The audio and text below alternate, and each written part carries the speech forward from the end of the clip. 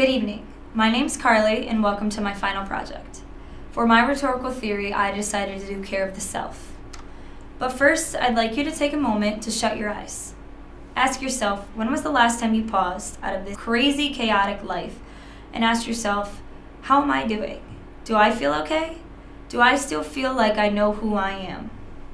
I know that I'm guilty of not doing this, and that I haven't taken the time to ask myself who I am, and am I taking care of myself? Care of the self stems from the Greek word epimeliahauto. The definition of this is caring for oneself, attending to oneself, being concerned about oneself, and etc. But a big part of this is knowing oneself.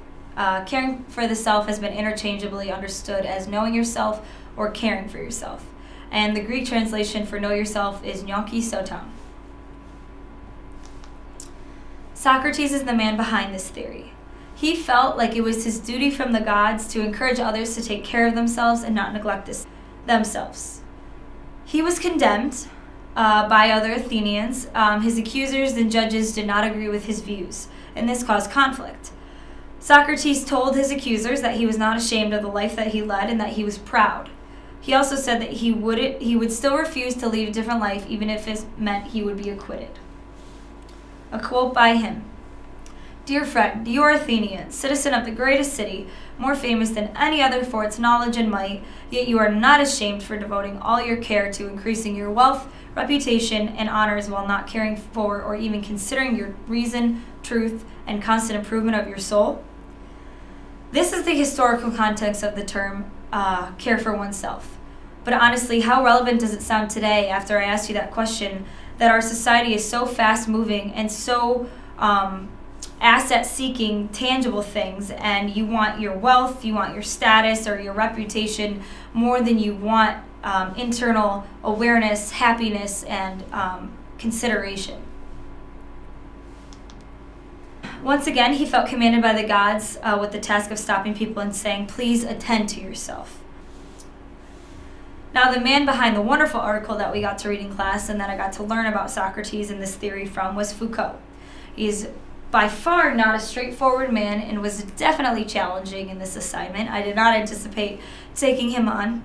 But some of the things that he had to say were that care of the self implies a certain way of attending to what we think and what takes place in our thoughts. He also wanted to note the importance that Socrates gave up a lot to pursue spreading care of the self.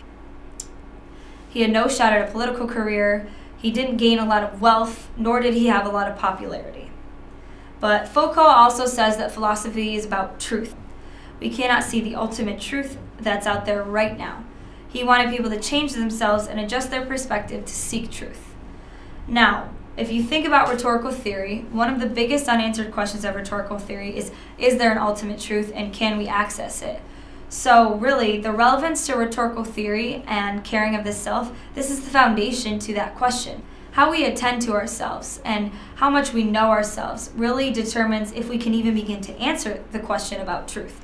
Foucault said that this 1,000-year-old developing theory has created a body of work defining a way of being, a standpoint, forms of reflection, and practices which make it an extremely important phenomenon, not just in history of representations, notions, or theories, but in history of subjectivity itself. Subject and truth, us as the subject, and can we seek truth by caring and knowing ourselves. So why does it matter? It matters because this is how I build a bridge to rhetorically appealing to others. This is how I build a bridge to our level of openness to others and our willingness to engage in public discourse. Also, to alter our doxa by checking in with ourselves and attending to ourselves, and by doing that, we can be more open to understanding others. Understanding is also a very key part of rhetorical theory and has everything to do with rhetorical argument. We cannot argue if we do not understand ourselves and we aren't willing to have an open mind when discussing with other people. And again, rhetoric and care of the self, the four main parts of it that I learned from Foucault is philosophy, spirituality, truth, and change. Spirituality, how in tune we are with ourselves. Can we seek truth? And can we change our perspectives and how we see the world once we care for ourselves? Our doxa can evolve if we incorporate these things in our rhetorical appeals, in our life. So, care of the self today and what it means to me. Today I would define care of the self as our level of understanding of our current well-being and the work that we do to ourselves to change the way that we see the world. If you want to think about a modern example of conflict that this theory could help resolve, I personally think about all of the people who have had to deal with being oppressed for their sexual orientation, including my own mother. She spent the majority of her life without legal security or laws allowing her to marry the person who she loved.